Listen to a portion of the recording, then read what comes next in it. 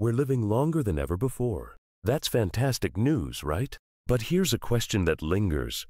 Are we living better? That gap, the space between simply adding years to our life and adding life to our years, our health span, that's where the real story of aging unfolds. And it's a story we have far more power to write than we might think, using the simple tools of everyday choices, especially what we eat and how we move. Let's start with the framework of our bodies, our bones.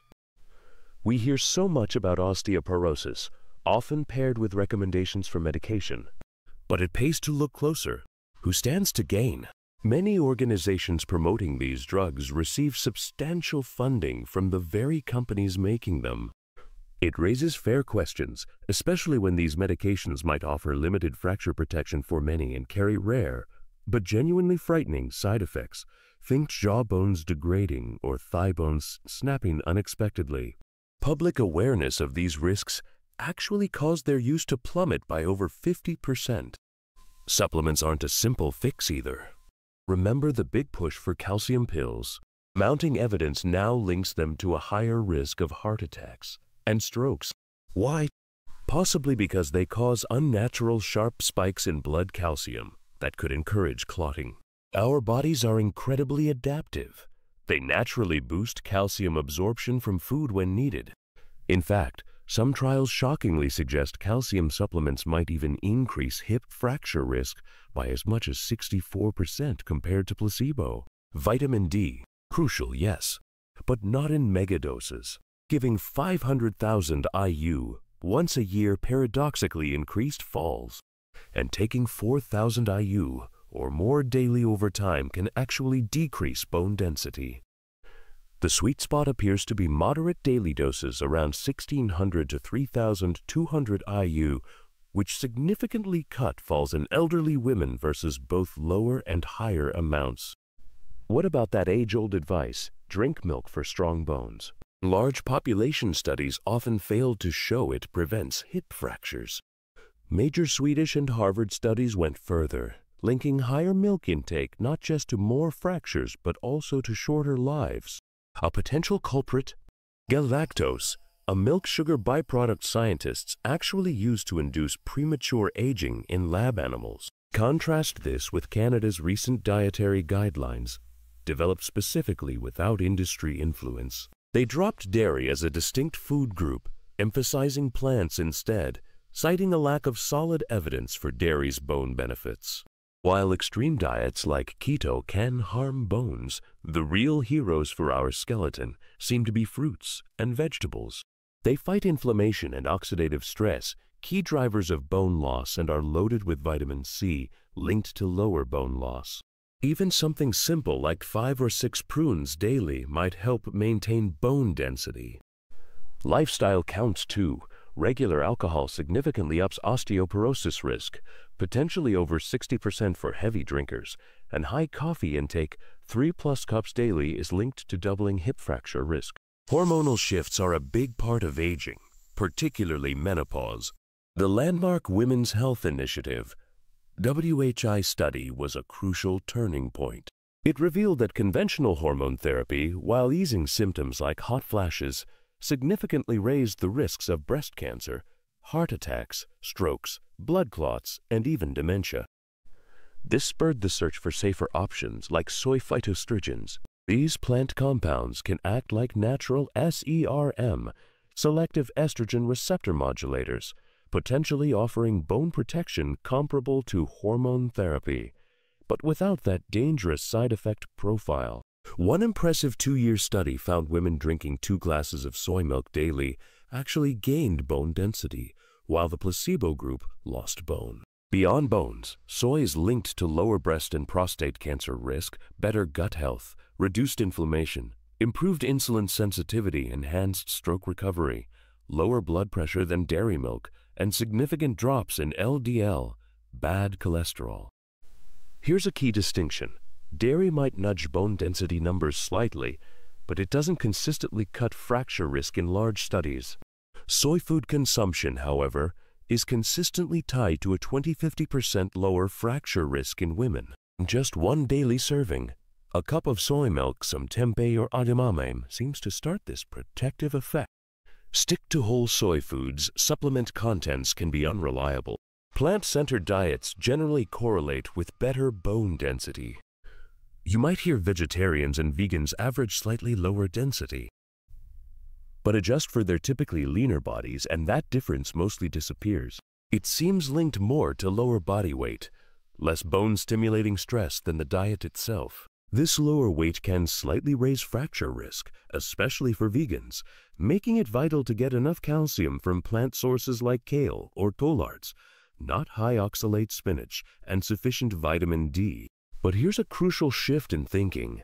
Preventing devastating fractures isn't just about bone density. It's overwhelmingly about preventing falls. Falls, not just fragile bones, cause the vast majority of fractures in older adults, including most hip fractures. Bone density screening is a billion-dollar industry, yet it predicts only about 15% of low-trauma fractures in women over 65. Think about this. Between 60 and 80, hip fracture risk jumps 13-fold. Bone density decline only explains about a 2-fold increase. What causes the other 85%? Falls. A simple question, do you have impaired balance, actually predicts nearly 40% of hip fractures, better than a bone scan diagnosis. Even fragile bones usually withstand daily life. It's the impact of a fall that breaks them. As one medical editorial bluntly put it, focusing on fall prevention might be safer and more effective than mass medication for low bone density. This is the undisputed champion here, cutting overall fall rates by 23%. Tai Chi helps by 19%, balance exercises by 24%, and combined programs balance function strength by an impressive 34%. These approaches can also nearly have fracture rates.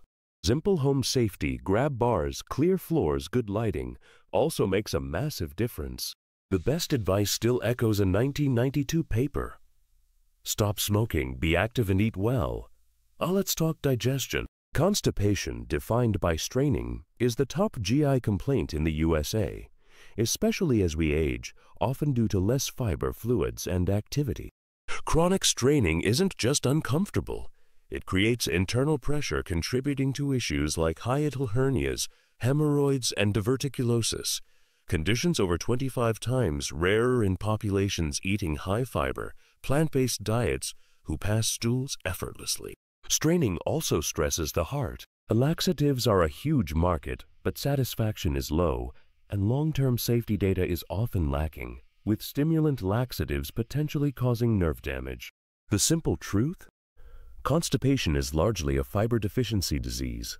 Fewer than 3% of Americans get enough fiber, found only in plants. People eating only plants are 3 times more likely to have daily movements. Whole plant foods, fruits, veggies, beans, nuts, seeds, grains are the best fiber source, offering benefits far beyond regularity. Lower risks of heart disease. Every serving daily fiber cuts risk 9%, cancers, obesity, type 2 diabetes, depression, and early death. Specific foods shine: ground flaxseed, improved constipation, weight, blood sugar, and cholesterol. Prunes beat psyllium for frequency and consistency. Mangoes also outperform psyllium while reducing inflammation. This links directly to preventing colorectal cancer, CRC. CRC kills 50,000 Americans yearly, but is highly treatable if caught early. Screening is vital, now starting at 45 due to rising early onset cases. But prevention is key. Up to 71% of CRC cases may be preventable via lifestyle, mainly less meat and more plants. A powerful diet switch study proved it. Change your diet, change your cancer risk biomarkers within weeks. Urinary issues also rise with age but aren't inevitable. Incontinence, UI, any leakage affects millions, especially women. Factors include age, childbirth, tripling risk versus C-section, and obesity, tripling severe UI odds. Encouragingly, the PRIDE trial showed losing just 14 pounds led to major UI frequency reductions for over 60% of participants. For overactive bladder, dried cranberry powder significantly cut daily urinations in one trial, outperforming the drug tolterodine, Detrol nearly fourfold, without side effects like dry mouth or cognitive issues. The top recommendation for stress UI? Pelvic floor muscle training, Kegels. Done right. Imagine lifting a marble vaginally, hold 10s, relax 10s, repeat 3,100 times daily. They make cure 5 times more likely. For men, benign prostatic hyperplasia, BPH, or enlarged prostate, affects up to 80% by their 80s in the West. Yet it was rare in populations on traditional plant diets. Diets low in animal protein, rich in fruits, veggies, onions, garlic, legumes, and soy seem protective. Standard drugs like finasteride, Proscar work but have severe side effects. Persistent sexual dysfunction, higher risk of aggressive prostate cancer, depression. Surgery is invasive. Diet offers hope. Blood from men on plant-based diets suppresses abnormal prostate cell growth in weeks. Ground flax seeds, 3 tablespoons daily relieved BPH symptoms like drugs, without side effects. Pumpkin seeds help too.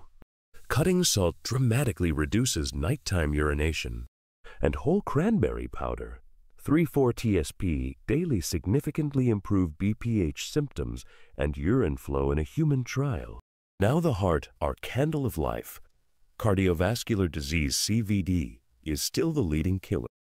Lowering LDL cholesterol isn't optional. The science from millions of people studied is crystal clear. High LDL causes heart disease. As Dr. William Clifford Roberts said, other factors worsen it, but it's the cholesterol, stupid. Only high cholesterol is required for plaque. Normal LDL in the West, under 130 mg L is still too high. Plaque forms easily. Unibartimal LDL, preventing atherosclerosis, is likely around 50-70 mg/dL or lower, typical in populations on ancestral plant diets. This is achievable with whole food, plant-based eating, the only diet proven to reverse coronary heart disease. Lifestyle changes also beat drugs for lowering blood pressure, treating root causes without side effects. Atherosclerosis starts incredibly early, often in childhood. Exposure duration matters, cholesterol years. Lifelong low LDL offers far greater protection, like 88% risk reduction than statins started later, around 20% reduction for similar LDL lowering. Statins do cut event risk, but the absolute benefit is often small. Maybe 1 event prevented per 100 people treated over years. Many patients, fully informed, might decline them. Statins also have risks. Muscle pain is common and they increase type 2 diabetes risk, even after stopping. It's a false choice, as plant-based diets tackle both CVD and type 2 diabetes roots simultaneously, with only benefits. Stents, life-saving in an acute heart attack, but for stable chest pain. The ORBITA trial showed stenting was no better than a sham procedure versus optimal medical therapy, including lifestyle changes. Stents fix one spot, they don't treat the systemic disease. The real fix. Drastically cutting dietary trans fats, now mostly meat, dairy, saturated fats, especially animal sources, and dietary cholesterol only in animal foods, eggs being the biggest source. Cardiology societies agree, emphasize plants. Plant protein consistently links to lower mortality than animal protein. Swapping just 3% of calories from animal to plant protein significantly lowers death risk. Aging shows up elsewhere too. Gray hair? Mostly oxidative damage. Balding? Hormones, genetics, smoking, maybe mercury from seafood. Interestingly, balding links to higher prostate and heart risks. Plant foods like soy might help. Studies hint at benefits from chili pepper compounds and topical rosemary oil or caffeine. Hearing loss, common but not inevitable, as the plant-eating Mabon tribe showed. It's tied to noise-smoking meds like NSAIDs and, crucially, atherosclerosis harming inner ear blood flow. Healthier plant-forward diets seem protective. Hormonal anti-aging, human growth hormone, HGH lacks benefits, may be harmful. Adrenal fatigue is largely considered a myth used to sell supplements. DHEA shows little benefit. Plant-based diets might naturally boost DHEA for menopause. Hormone therapy has serious risks. WHI. Safer options include lifestyle changes and plant-based diets. Soy, combined with a planned diet, slashed moderate to severe hot flashes by 84–88% in trials. Mammography, it offers a small chance of averting breast cancer death but causes frequent false alarms, biopsies, and significant overdiagnosis, treating cancers that never would have harmed, potentially offsetting benefits with treatment harms. Truly informed decision-making is essential. So weaving through aging's complex tapestry, bones, hearts, guts, hormones, hair, hearing, what's the connecting thread? It's the profound power of our daily choices. Drugs and procedures have roles, but often managed symptoms have side effects and miss root causes. In contrast, lifestyle, especially diets centered on diverse whole plant foods, plus regular strength and balance exercise, consistently prevents disease, boosts vitality, and minimizes harm across the board. The path to healthier aging isn't about waiting for a magic bullet. It is about actively using the power we have now. It's realizing we can shape our own health span, building a more vibrant, resilient future, one meal, one walk, one informed choice at a time.